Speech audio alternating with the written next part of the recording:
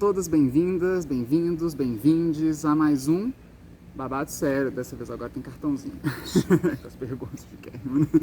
Tentando fazer alguma coisa menos formal, mas não tem jeito, né? Eu acabo fazendo umas coisas assim diferentes. E hoje estou aqui com o Lucas Guzzo, que é mestrando na pós da Estudos Literários. Estudos Literários, sempre confundo o nome, não é teoria literária, Estudos Literários, aqui da UFO.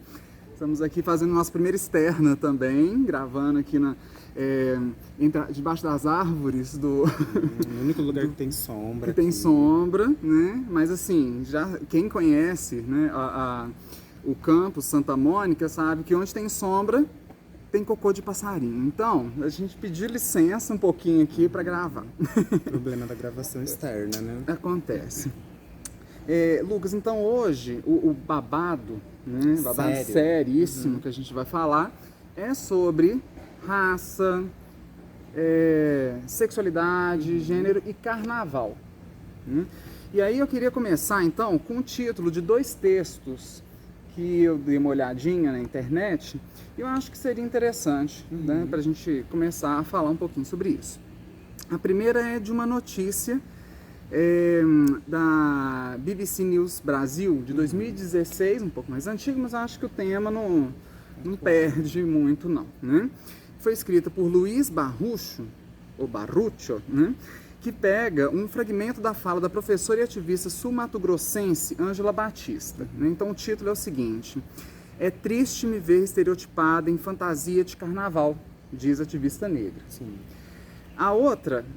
o outro título é de uma reportagem do portal Yahoo Notícias de 21 de fevereiro de 2020, que é "Pessoas negras não são fantasias. 8 dicas de como não ser racista no carnaval". Pois é. Então, aproveitando a possibilidade de ambiguidade né, da palavra fantasia, né, aí eu pergunto, por que há tantas fantasias com pessoas negras, especialmente no carnaval? Primeiro, queria dizer que é um prazer estar participando aqui dessa primeira gravação externa, presencial, desse canal que eu já conheço, dessa iniciativa que eu já conheço e já acompanho, inclusive. Bom, em segundo, porque acho que essa resposta é bastante óbvia, né? O que a gente tem é uma sociedade que tem problemas com pessoas negras, que tem problemas com os traços típicos de pessoas pretas, sobretudo, né? Porém, no carnaval, as pessoas veem essa possibilidade de brincar com aquilo que deveria ser mais sério, né? Não é uma exclusividade das pessoas pretas passarem por essa exotificação de seus próprios traços. A gente vê que tem esse problema também com os povos originários, com os indígenas, que sempre são acionados também nesse momento, mas ao longo do ano tem suas demandas totalmente silenciadas ou algo assim. Mas especificamente falando sobre o povo preto e o carnaval, a gente vê também nas músicas, né, que há muito desse resquício da nossa sociedade que é de fato racista, do Brasil, que tem muito presente na nossa Constituição essa ferida, né, e que no carnaval é interpretado assim como uma alegoria mesmo, como uma coisa exótica, como uma coisa engraçada. Assim como o racismo não é levado a sério o ano inteiro, as pessoas pretas muitas vezes não são levadas a sério o ano inteiro, no carnaval se escancara o que de fato é, né? As pessoas não são levadas a sério, então viram assim formas de se divertir mesmo, de caricaturas, eu diria, né? Antes da caricatura, eu até queria comentar que assim, nesses 2 textos, né, o que me chamou mais atenção foi a fetichização da pessoa negra, né? Ou seja, transformar, né, a negra e o negro num objeto erotizado ou usado para saciar os desejos de alguém, né? O que isso, de certa forma, revela, né? Você falou um pouco, né, sobre esse racismo, né, constitutivo da cultura brasileira. O que revela e também esconde, nesse caso dessa fetichização do corpo? Olha, eu acho que as mais atingidas com isso são principalmente as mulheres negras, né? Porque quando a gente lembra de carnaval, a gente lembra como que foi construída essa organização do carnaval no Brasil. É aquele momento em que se celebra a mulher, a mulata, né? Sobretudo, que é essa figura muito muito celebrada durante o carnaval, por ter supostamente um corpo mais voluptuoso, por ser uma mulher que tem a sua sexualidade mais aflorada. A gente vê que tem falas no nosso imaginário, aquela branca para casar, mulata para trepar e preta para casar, né? Preta para trabalhar, desculpa. Para trabalhar. E a gente vê que essas mulheres elas vão ter sua imagem explorada ao máximo, né? Se a gente pensa, um dos grandes radialistas daqui do Brasil, Sargentelli, ele dizia que as mulatas do Sargentelli, né, foram muito famosas durante aqui um período no Brasil. Ele se autodenominava mulatólogo e ele criou até uma cartilha de como ser uma boa mulata, uma mulata tipo exportação, ou seja, a mulher negra via na televisão e o público brasileiro normalizava a imagem dessas mulheres sendo colocadas como um produto à venda para estimular, logicamente, o turismo sexual internacional durante esse período. Então, acho que revela isso que eu havia falado no começo, de que os corpos das pessoas negras ou as demandas das pessoas negras não são levadas a sério, mas também esconde isso, né? Mas revela, por outro lado, que há, de certa forma, um desejo por aquilo que é tratado de forma abjeta ao longo do ano. Não que seja um desejo de humanização, lógico que não é. Bem nesse lugar que você falou, da fetichização, né? Da desumanização, que é um grande problema. Deixar de ser sujeito passa a ser objeto. Um objeto, É uma nova forma de submeter a como se fosse uma nova, uma repaginação da escravidão, sim, de uma forma mais do desejo sexual e tal.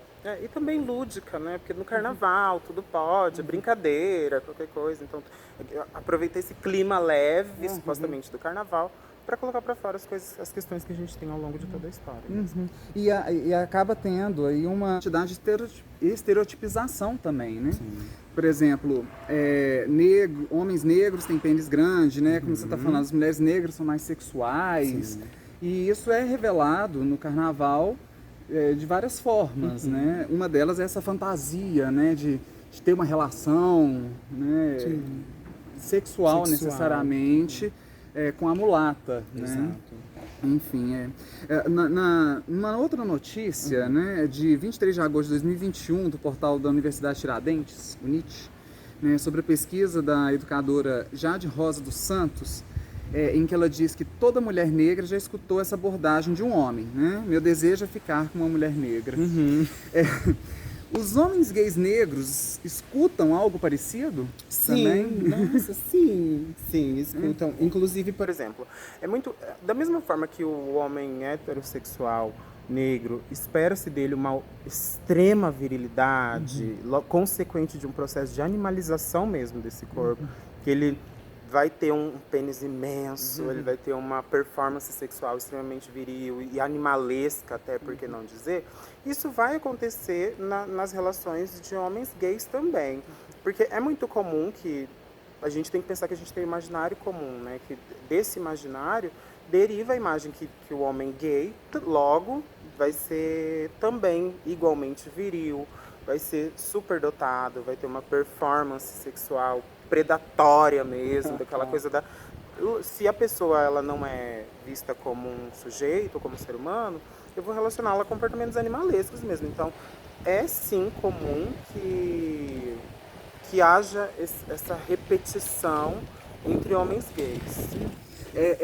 E isso é comum também fora do carnaval, não apenas no carnaval. E agora, com essas novas tecnologias, com aplicativos de pegação, a gente vê também essa transformação do corpo, né, masculino, gay, negro, né, em uma carne, em resumir a um objeto também de consumo, né, sexual. Eu acho que vai até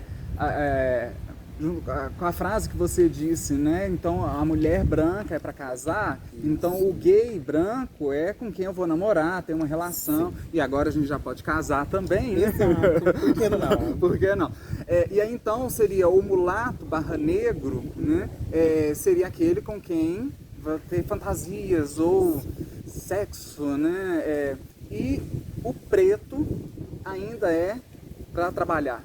Acredito que sim. Inclusive por trabalho pesado mesmo, né? Por aquela coisa de ver o homem preto como extremamente resistente. E eu não acredito que exista nenhuma designação biológica que determine essa ultra resistência da população preta. Eu, por exemplo, que nem sou tão preta assim, sou uma pessoa extremamente cansada, que não tenho tanta disposição, duração em atividades que exijam uma performance muito surpreendente. Como as cenas de sexo de filme pornô, né? Não, eu acho que dura muito tempo, demanda muito empenho, muito esforço. Parabéns para quem consegue. Não é o meu caso. Aproveitando isso, eu lembrei também de uma...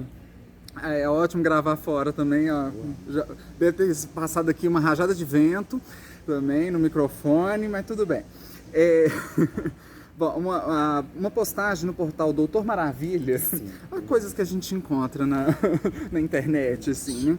De 27 de fevereiro de 2021, né, em que se fala o seguinte, o título dessa postagem é Objetificação dos Corpos Negros, onde está o afeto? Então eu acho que vai nesse caminho mesmo, né, do corpo, voltando, né, não só ao corpo hétero, feminino, negro, mas também o preto, né? Mas também ao corpo masculino, gay, feminino, gay, né, lésbico, enfim. Onde fica o afeto nisso tudo? Né? A gente está falando de carnaval. Sim. Onde fica o afeto nisso tudo? Você acha que tem uma propensão maior de falta de respeito nesses lugares, nessa festa do carnaval, ao corpo negro, do que ao corpo branco, por exemplo? Eu acho que o carnaval em si só, ele tem uma série de questões problemáticas, né? A gente tem essa questão de estereotipar tudo aquilo que é meio tido como uma questão de repulsa ao longo do outro ano. Por exemplo, homens machistas se vestem de mulher e não vem problema em fazer isso, né? Pessoas, sei lá, se vestem como indígenas e ao longo do ano não dão menor atenção para essa coisa. Isso vai ser repetido também com relação às pessoas negras e muitas outras minorias. É possível as pessoas se vestirem de geisha, de outras nacionalidades também, levando tudo isso como brincadeira. Uma questão que não deveria ser, mas o carnaval traz esse clima, eu acredito. E especificamente relacionando o carnaval e afeto, e aí é uma opinião pessoal minha, eu acredito que não seja o período, não seja a coisa, mas eu acredito que a falta de afeto inclusive entre pessoas pretas, vem dessa história mesmo, desse histórico, sabe? Inclusive, essa questão de falta de afeto para pessoas pretas, eu não diria só eu diria também entre. Porque ao longo da história, pessoas pretas não foram letradas para se amar, para ver beleza em si próprias. Inclusive, talvez por causa dos carnavais também, né? Porque, olha, meu cabelo é engraçado, meus traços são estereótipos negativos, menores. Então, como é que eu poderia amar uma pessoa que traz aquilo que eu tenho, mas eu vejo que não é tão legal, que é engraçado? Então, eu diria que existe muito desse auto-ódio entre a própria população preta, que não consegue se reconhecer enquanto provedora e merecedora de afeto dentro de sua própria raça, vem disso, sabe? Dessa impossibilidade de se ver enquanto bonito, merecedor de afeto e válido para uma relação, né? Então, eu acredito que o carnaval não é necessariamente o momento de procurar um afeto, um amor da sua vida. Mas se você encontrar, que maravilhoso. Porém, eu acredito que o carnaval é também um dos fortalecedores desse sistema que priva pessoas pretas de vivenciarem um afeto pleno. Inclusive delas entre elas, de nós entre nós, e entre a sociedade mesmo de modo geral, né? De não ver pessoas pretas como dignas, merecedoras de um afeto legítimo. Até mesmo de respeito. Também, né? também. Tirando dessa coisa da relação afetiva, né? Eu acredito que sim, do respeito, da consideração, da legitimidade de suas demandas. Eu acho que é uma técnica, né, de minar a autoestima das pessoas, de modo que elas não consigam se organizar a fim de pleitear seus direitos ou qualquer coisa nesse tipo, né? Vamos retomar então essa outra ideia da fantasia, esse outro tipo de fantasia, né? Nos dois textos que a gente comentou inicialmente, falam de blackface, né? Eu acho que tem a ver, de certa forma, né, com o que você está falando, se vestir de índio, né, e tal. Mas qual que é o grande problema por trás de pintar o rosto de preto para pular carnaval, por exemplo? Eu acho que se a população tivesse o mínimo de bom senso, isso seria uma coisa que a gente não deveria nem explicar. Mas primeiro, porque negritude não é uma fantasia, né? É um grupo étnico, historicamente marginalizado, que está à margem de direitos, logo vestir-se como não é uma homenagem, não é demonstração de admiração, não é demonstração de respeito. A gente tem que lembrar os motivos pelos quais a gente se fantasia no carnaval. Se eu me fantasio no carnaval, é ou para chamar atenção, ou para ser engraçado, ou para qualquer outra coisa nesse sentido. Ou para se esconder também, ou para se esconder também, né? Para uma máscara, enfim. Sim, e eu acredito que em nenhum desses sentidos, vestir-se como uma pessoa preta atende essa demanda ou essa necessidade. Eu não sei se é o caso, sabe? Eu acredito que se a pessoa apoia o movimento, admira pessoas pretas, acha bonito, tem um ano inteiro para a pessoa demonstrar isso de formas incríveis, maravilhosas. Não acho que se pintar no carnaval seria a forma direta, né? Porque eu acho que ali não é lugar também, ou pelo menos é que a gente tem noção, né? Que não ao se pintar de preto, não é uma forma de reivindicar algo para essa comunidade, para esse grupo especificamente. Né? A gente está falando de fantasias, por exemplo, se vestir de chapéuzinho vermelho, né? De fantasias desses dois tipos, né? Fantasias de se esconder. Do universo fantástico. Do fantástico. Mesmo, que existe preto na vida real, gente. Exatamente. Assim como o índio, né? Que era isso. E eu acho que também tem uma redundância desse problema, inclusive na letra de algumas marchinhas, né? Do tipo, o teu cabelo não nega mulata, né? Porque és mulata na cor. Né? Mas como a cor não pega mulata, eu quero teu amor. Amaram? Né? Sim, é muito dessa coisa mesmo dos estereótipos, dos traços fenotípicos, né? Ao longo do ano inteiro, pessoas são estigmatizadas porque tem cara de bandido, porque tem cara de vagabunda, porque tem cara de maconheiro, justamente por apresentar uma pele escura, um cabelo crespo, um lábio maior, um nariz mais aberto, ou um dread, ou uma trança, que ao longo do ano inteiro serve para ser um estigma. E aí no carnaval é feita esse falso ato de apoio, de admiração, que não é o que a gente precisa, gente. Não é o que a gente precisa. Você não precisa pôr uma linda trança, um lindo dread. Se você quiser, coloca sim. É maravilhoso. Procure inclusive uma profissional negra, pague para ela fazer isso por você, é incrível. Mas eu não acho que isso deva ser utilizado como fantasia pontual do carnaval. Você vê mais algum outro problema, assim, recorrente, tanto nas festas de carnaval como em outros momentos, com relação a essa estereotipização negra, seja ela para o sexo, seja ela para menosprezar em algum sentido, em algum âmbito social, o corpo negro? Olha, sim, eu vejo que é uma questão que a mim, na verdade, tem incomodado já há bastante tempo, que é os reflexos disso para a própria população negra, né? Porque se fosse, ou para a população preta, de fato, não é só uma questão pontual do carnaval, é uma questão do ano inteiro. E aí, dentro da comunidade LGBT, sobretudo, a gente vê que acontece também a repetição desse tipo de conduta. Quando a gente vê todo o material erótico, pornográfico, que hoje é produzido, nem sempre pelas grandes produtoras, ainda assim, o LGBT preto ou gay negro que estiver presente, ele sempre vai representar um papel de o bandido invadiu minha casa e me comeu, ou alguma coisa nesse sentido, sabe? Eu acho que a gente já passou um pouco da fase de ficar... Por exemplo, você lê um título que eu fiquei muito assim, que até quando você me mandou as reportagens, eu fiquei até assim, falava assim: 10 formas de não ser racista no carnaval. Gente, a gente tá em 2022, essa notícia acho que é de 2021. Não faz o menor sentido eu criar um manual para que você não cometa um crime no Brasil, pelo amor de Deus. Não existem 10 formas de não ser um traficante, 10 formas de não ser um assassino. Mas existe um manual com 10 formas de não ser racista no carnaval. 8 dicas. 8 dicas. 8 dicas para você não ser racista. Não existe. Vai Isso. cair no vestibular. 8 Exatamente. dicas. Vamos né? ver se você é aliado. Vou fazer um quiz aqui de 8 questões. E se você for aprovado, eu te dou uma carteirinha de aliado. Uma delas, eu fiquei assim, uma dessas 8 dicas, eu ri mesmo. Que é mais ou menos assim, não pergunte ou não mande o seu amigo negro sambar.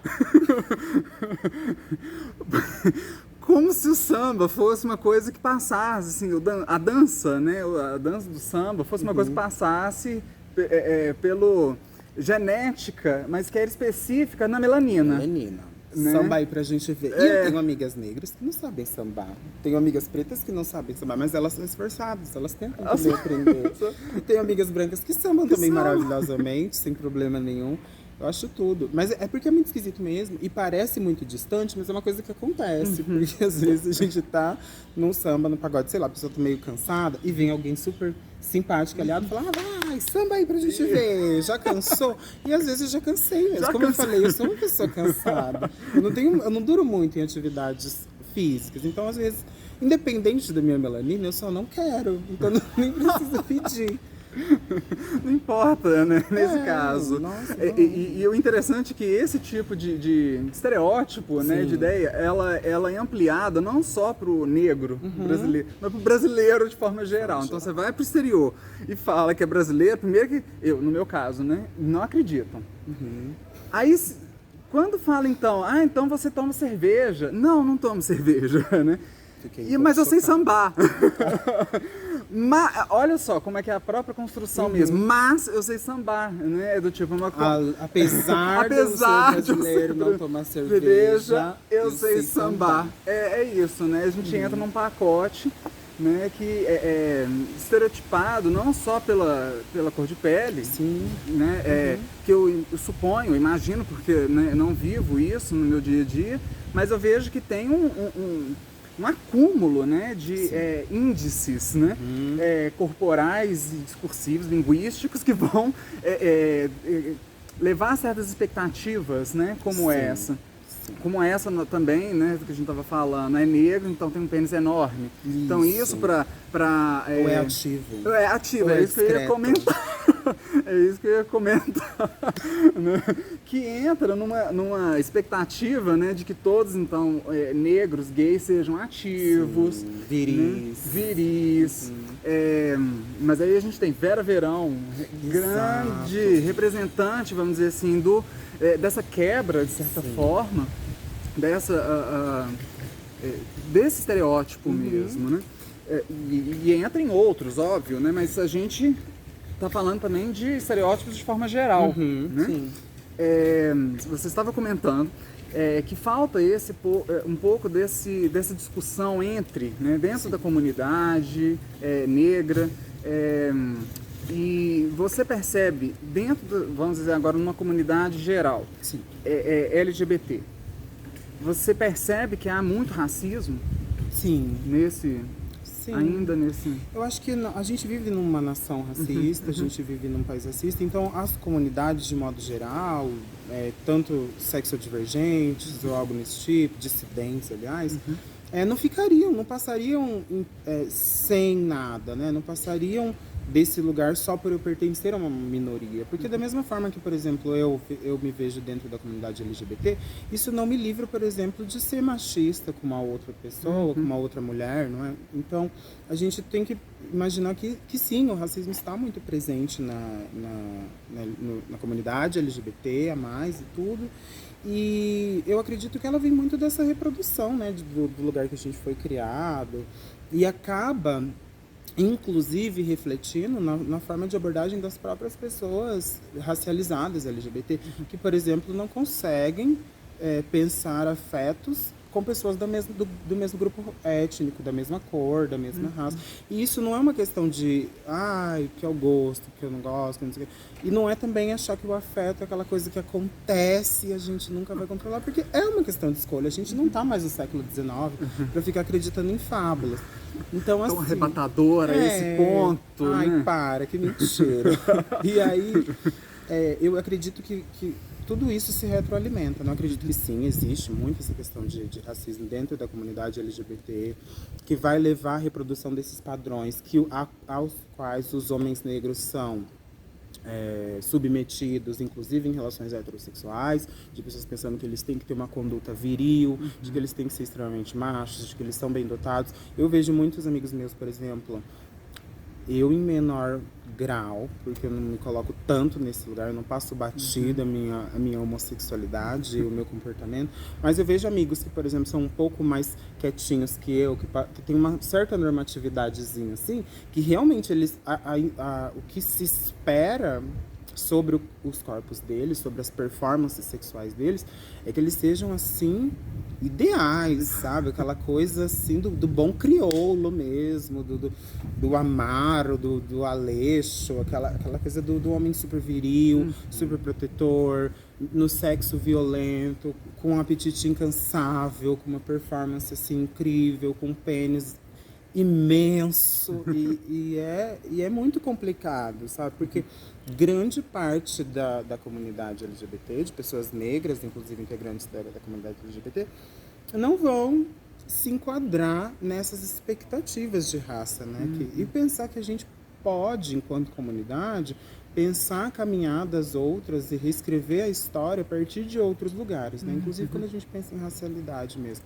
Acho que não faz tanto sentido se a gente não reproduz as normas de heterocisgeneridade e de sexualidade, a gente ficar repetindo, replicando ainda as normas de uma normatividade racial, de colocar uma determinada pessoa, de acordo com a sua raça, em uma determinada posição, como acontece com os asiáticos, né? Que é o extremo oposto. São asiáticos, tem um pênis minúsculo, então já não me interessa.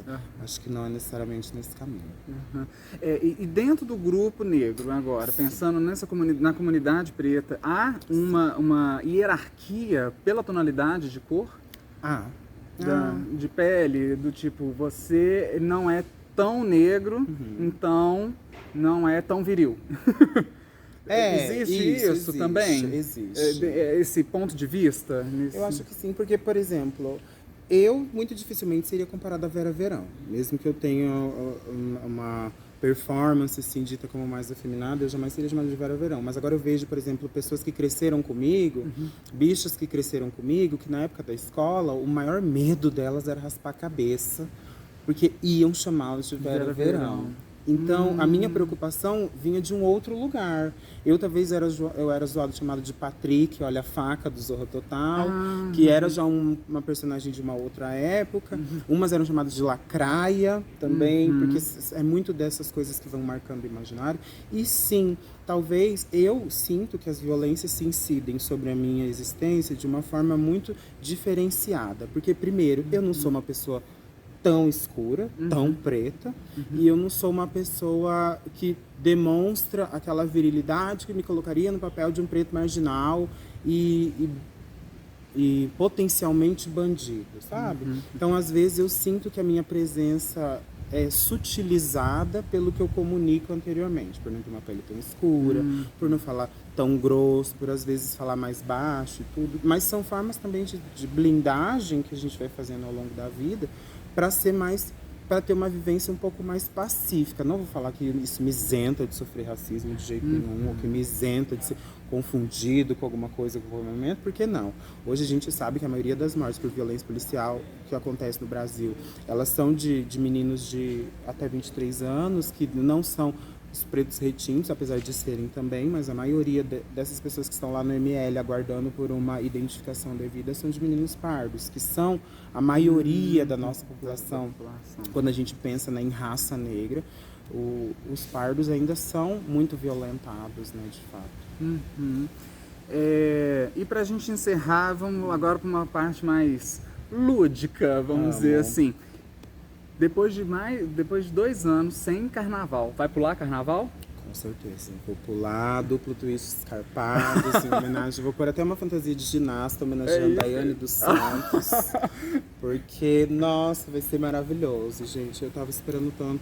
Não fui muito fisgado pelas atrações, assim, culturais, só no primeiro momento, de live. Depois eu não aguentava mais ver live, me irritou. Eu precisava da rua, precisava da confusão. E espero que tenha bastante, né, nesse carnaval. Então a fantasia já tá Tô pensando escolhida. ainda Ginasta. qual ícone que eu quero homenagear. Mas a princípio seria uma coisa assim mais ginasta, mais, entendeu? Homenageando e não imitando. Não imitando. Daiane dos Santos. Não fazendo caricatura. Não fazendo caricatura. Não vou nem precisar pôr coque, nem tirar barba, gente. Vai ser isso aí mesmo. Muito bom. Foi um prazer conversar com você. Espero que a gente tenha outras oportunidades. Eu sei, você pode fazer um vídeo pra gente do Academy Queer, que é o novo quadro que a gente tem, falando sobre pesquisas. Você está pesquisando sobre Linda Quebrada e Paulo Augusto. Olha só, Tudo, gente. E tem que falar também dos babados de fazer esse tipo de pesquisa em pós-graduação, gente. Não é coisa simples, não, né? Não é fácil. Na literatura, né, talvez ainda trabalhar com música, com letra de música, que não é... Linda Quebrada. Linda Quebrada, não nem deve o Caetano Veloso. Não é o Caetano Nossa, Veloso. Difícil. Não é uma Nina Simone, né? Uma letra, assim... Melódica, poética, não é. Todo dia alguém pergunta, ué, isso é literatura? Isso é poesia? E eu não sei. Tal, pode ser? Não sei. Não sei se... enfim, gente, não percam o lançamento da minha pesquisa. Não me proponho a responder, mas vocês podem inferir, né? Vamos. Pesquisa é pra isso também. É pra isso, é pra gente fazer perguntas, né, que não precisam de respostas, assim, tão rápidas, tão urgentes são sempre, né? Mas não uma acertada, né, que vai direto ao ponto e responde e esgota. A gente não quer esgotar. Não. A gente quer É só criar um mais mestrado, problemas. vem aí. Também. A gente quer criar mais problemas. Isso. Né? Muito obrigado. Eu que agradeço, Daniel. Foi tudo. Bom. Eu E certíssimo. aguarde-nos para mais vídeos aqui no Café Queer. E babado sério. Babado, sério.